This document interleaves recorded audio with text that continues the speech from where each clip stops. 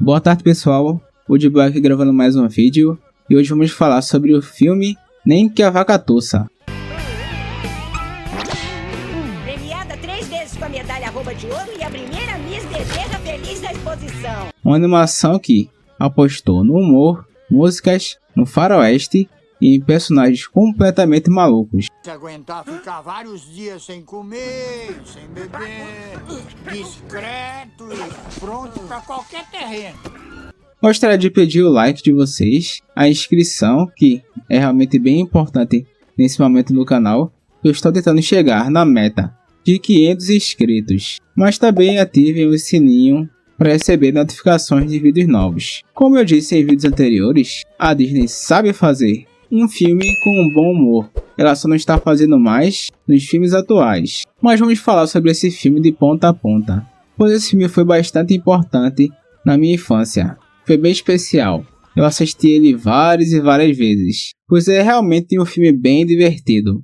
Lançado em 2004, Nem Que a Vaca Tussa chegou em um dos momentos mais difíceis da Disney. Depois do enorme sucesso da renascença da Disney dos anos 90, o estúdio enfrentava dificuldades para repetir o mesmo impacto. Filmes como Atlantis, Planeta do Tesouro e Irmão Urso já mostravam que o público estava mudando, enquanto as animações em computações gráficas começavam a dominar o mercado. Você é um brinquedo! Foi nesse cenário que a Disney decidiu produzir um faroeste em animação tradicional.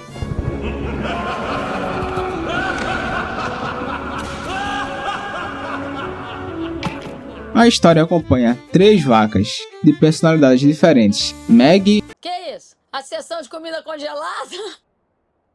É o microfone? Gracie e Senhora Calloway, ou Senhorita Calloway, que vivem em uma fazenda com o nome de Fazenda do Sol Nascente.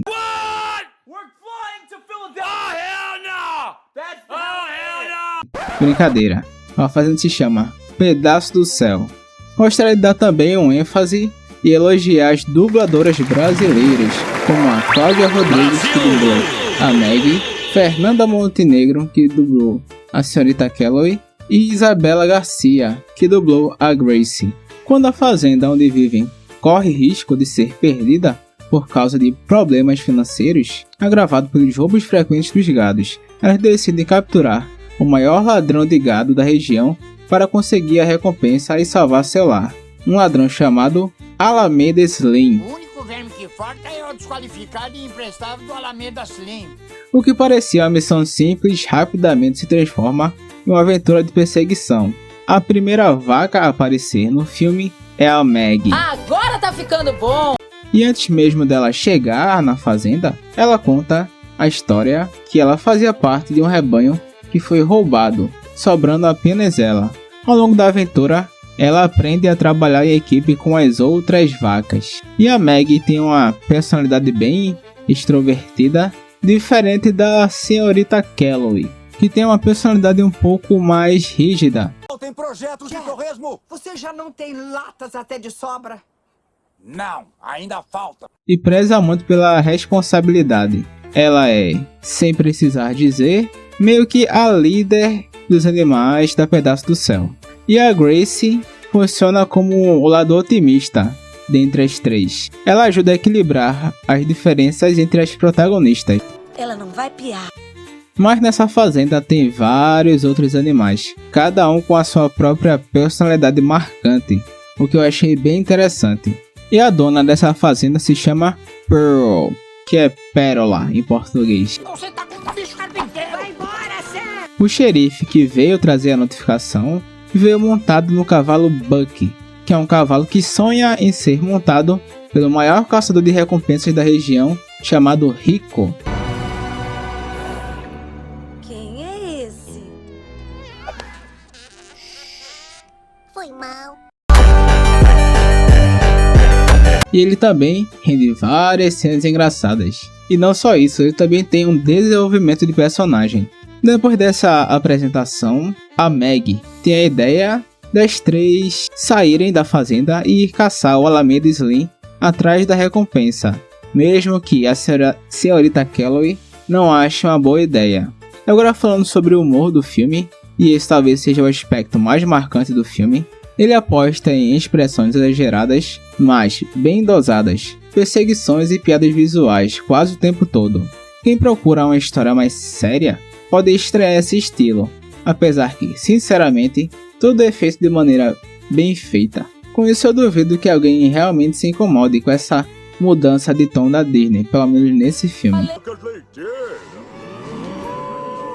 Ah, oi, e aí? Ai, tudo de bom, hein? Deixa eu adivinhar, você é editor. E esse é o tipo de filme que você pode ver mais de uma vez e vai ser difícil enjoar. E falando sobre o visual, o filme manteve o padrão de qualidade da Disney para as animações tradicionais. Os cenários inspirados no Velho Oeste são muito bem desenhados, inclusive para um filme focado em humor, a animação e o design estão muito bem feitos. E esse é um filme musical, então mistura trilhas sonoras country e elementos do faroeste, sem contar nas canções que ajudam a reforçar o clima da aventura. Cai um temporal sem medidas nem prazo. E a cantora do filme se chama Tarin, talvez eu erre o nome dela porque é bem diferente, é Tarin Spellman, ou Spellman, que é uma cantora, compositora de jazz e blues e também dubladora brasileira. E, para curiosidade, ela é a mesma dubladora da Elsa. Apesar do humor do filme, ele também tem bons momentos de drama, tornando esse filme realmente completo. Também Nem que a Vaca Tussa marcou o fim de uma era. Foi o último longa da Disney feito em animação tradicional antes de o estúdio voltar depois de muito tempo com A Princesa e o Sapo. A bilheteria de Nem que a Vaca Tussa foi ruim. Ele arrecadou 145 milhões mundialmente contra o alto orçamento da produção, que foi estimado em 110 milhões, resultando em um desempenho financeiro fraco e abaixo das expectativas do estúdio. O baixo retorno comercial ajudou a motivar, infelizmente, a Disney a pausar temporariamente a produção de animações tradicionais em 2D na época. E como vocês sabem, eu tenho realmente um carinho por animações 2D e isso foi realmente bem triste para mim. E falando sobre o vilão do filme, é um dos personagens mais inusitados da Disney. Em vez de usar força física ou magia como os vilões anteriores, ele utiliza um iodel, que é um estilo musical, para hipnotizar o gado. É uma ideia extremamente criativa e combina com o humor absurdo que o filme busca desde o início. E eu é o modo mais tranquilo de roubar. Também um elogio à representação dos efeitos quando as vacas estão hipnotizadas. Me lembra bastante a cena do filme Dumbo, quando ele acaba ficando bêbado e fica cheio de cores na tela. Sempre soube fazer bem essas representações psicodélicas. Os animadores exageraram propositalmente nas expressões faciais e nos movimentos para aproximar o filme do estilo dos desenhos animados clássicos, mas bem dosados, como falei anteriormente. Um dos poucos pontos negativos que eu achei do filme foi que os arcos do filme são bastante acelerados. Com isso, os locais aos quais elas passam não são muito desenvolvidos. Isso não atrapalha o filme, mas é algo que, pra mim, deixam de explorar.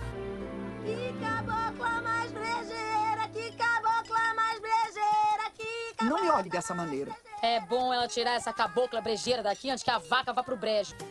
Apesar de não estar entre as grandes obras do estúdio, Nem que a Vaca Tussa é um filme honesto. Ele sabe exatamente o que quer ser, uma aventura divertida e cheia de humor. Mas, apesar disso tudo, ele também passa uma lição de moral. Como comentei antes, o cavalo Buck tem um desenvolvimento de personagem.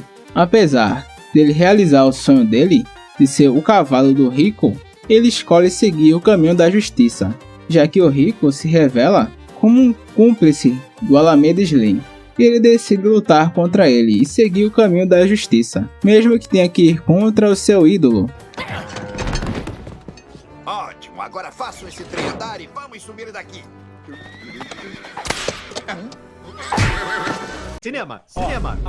Nem todas as animações precisam reinventar a Disney para ser divertida. Às vezes basta reunir personagens carismáticos, um bom humor e uma aventura bem conduzida.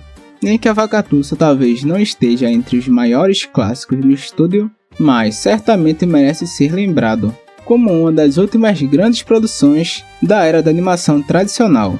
Agora vamos para algumas opiniões pessoais. Antes de eu pontuar, já de início, apesar de ser uma animação não focada em um espetáculo visual, como foi Hércules ou Planeta do Tesouro, nem que a Vakatussa tenha um visual feijão com arroz muito bem feito. Se você for parar para analisar, é realmente bem feito mesmo. E as canções, todas as canções e todas as trilhas sonoras são muito boas. E algo sim a se pontuar. E ponto também as personalidades das vacas. Uma coisa interessante é que o fato da Grace ter um péssimo dom para cantar, isso ocasiona dela ser uma das únicas a conseguir evitar parcialmente o tiroleio do Alameda Slim.